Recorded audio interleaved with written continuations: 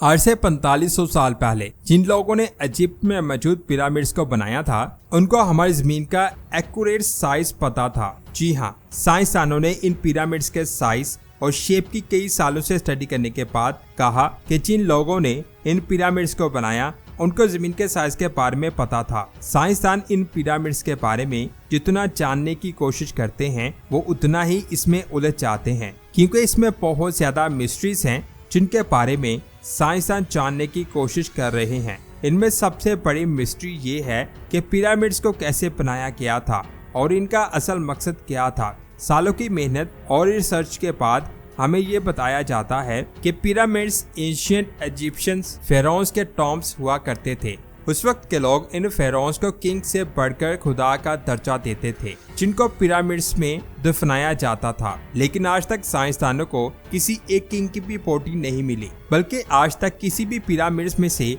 एक भी मम्मी नहीं मिली। हमारे पास जिस चीज के एविडेंस हैं वो ये हैं कि दी ग्रेट पिरामिड को 23 लाख लाइमस्टोन के ब्लॉक से बनाया गया था। हर ब्लॉक का वजन एक हाथी से ज्यादा है। इसकी बेस करीब 23 एकड़ पर फैली हुई है और इसकी हाइट 481 फीट है। हमें ये भी देखने को मिलता है कि इन पिरामिड्स की ईस्टर्न और वेस्टर्न पोल्स सीधी नॉर्थ पोल की तरफ जाती हैं। इतने बड़े स्ट्रक्चर को हजारों साल पहले आज के एडवांस कंपास जितनी एक्यूरेसी से नॉर्थ पोल की डायरेक्शन में सीधा खड़ा किया गया था। ये वो सबूत है जो आज भी हमें देखने को मिलता है। इसके अलावा इस पिरामिड की बेस का लेवल भी बहुत ज्यादा एक्यूरेट है। ये बात मैं आपको बता दूं कि 3 एकड़ जितने एरिया का इतना एक्यूरेट लेवल आज के मौजूदा लेजर टेक्नोलॉजी से ही किया जा सकता है। इसके अलावा इस पिरामिड्स की चारों साइड्स की लंबाई 223 मीटर है। अगर इन चारों में कोई डिफरेंस है तो वो 2 इंच से ज्यादा नहीं है,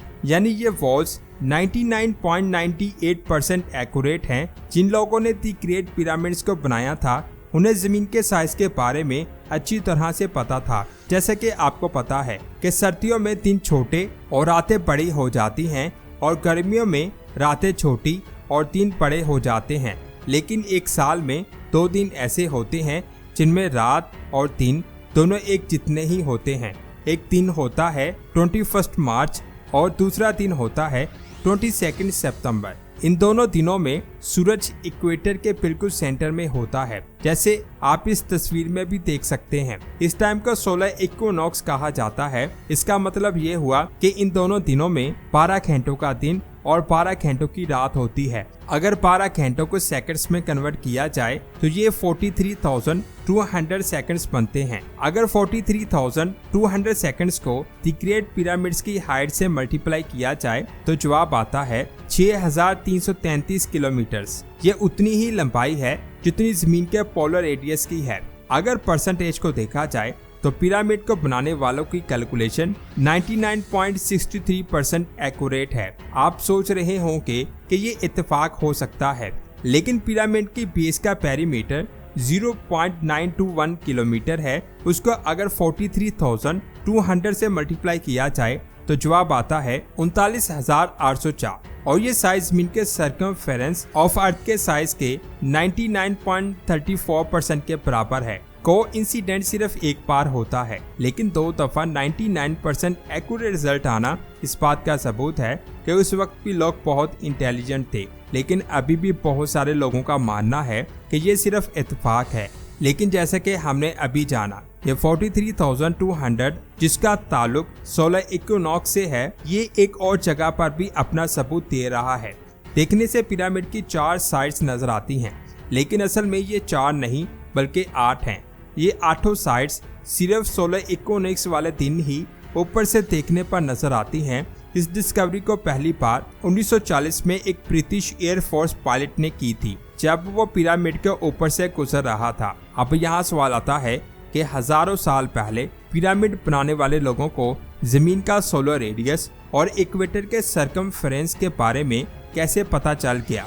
इजिप्ट के पिरामिड्स हमारी सोच से भी ज्यादा कॉम्प्लिकेटेड हैं। इन पिरामिड्स को ओराइन कॉन्स्टेलेशन के 3 स्टार्स के साथ भी जोड़ा जाता है। एक साइंसदान के मुताबिक इन पिरामिड्स की पोजीशन ओराइन कॉन्स्टेलेशन में मौजूद स्टार्स की पोजीशन से मैच कर रही थी, लेकिन ओराइन कॉन्स्टेलेशन में मौजूद इन तीनों स्टार्स के पोजीशन ना आज मैच करती है और ना ही आज से 4500 साल पहले मैच करती थी, लेकिन ये आज से 13,500 साल पहले एग्जैक्ट पिरामिड की पोजीशन से मैच करते थे। इस थ्योरी से ये साबित होता है कि इन पिरामिड्स को 11,400 BC में इन स्टार्स के पोजीशन से मैच करके बनाया गया था, लेकिन उस वक्त एंशिएंट इजिप्शियन सिविलाइजेशन के होने का कोई एविडेंस नहीं मिलता। लेकिन एक और साइंसदान ने इन पिरामिड्स के बारे में एक और थ्योरी दी।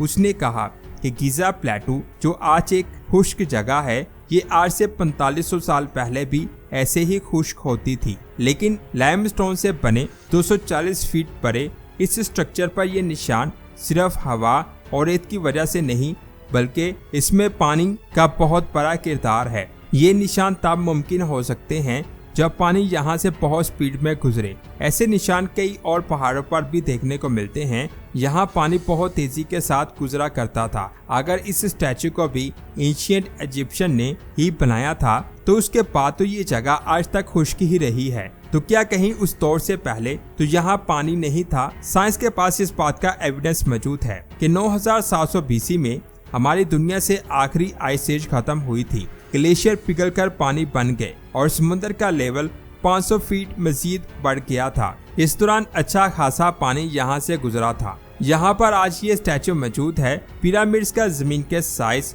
और अर्थ के इक्विनॉक्स के साथ कनेक्शन, इनका दो नॉर्थ को फेस करना, लेजर लेवलिंग जितनी एक्यूरेसी से इसकी बेस का लेवल होना, यहाँ मम्मीज का नाम मिलना और पिरामिड्स की वॉल का 99.98% एक्यूरेट होना, ये सब चीज़ें हमें इशारा देती हैं कि शायद इनको इजिप्शियन ने नहीं बल्कि किसी ऐसी सिविलाइजेशन ने बनाया था जो माजी में बहुत ज़्यादा एडवांस थी। यह भी हो सकता है कि इजिप्शियंस को ये पिरामिड बने बनाए ही मिले थे और उन्होंने इन पर कब्जा करके अपने हिसाब से इस्तेमाल करना शुरू कर दिया। पिरामिड्स की दीवार पर बहुत सारी चीज़ें लिखी गई हैं जिनमें एंशिएंट इजिप्शियन ने अपनी तारीख और अपने रिलीजन के बारे में काफ़ी मालूमात फराहम कर रखी है, लेकिन कहीं भी पिरामिड्स की कंस्ट्रक्शन के बारे में कुछ नहीं लिखा। इन सारी चीज़ों में कितनी सच्चाई है, जैसे जैसे साइंस तरक्की करेगी चीज़ें सामने आती जाएंगी। तो दोस्तों, ये थी आज की वीडियो। आपको कैसी लगी नीचे कमेंट्स करके ज़रूर बताएं। वीडियो अच्छी लगी तो इस वीडियो को लाइक और शेयर लाजमी करें। मिलते हैं एक और शानदार वीडियो में। अपना बहुत सारा ख्याल रखें। अल्लाह हाफिज़।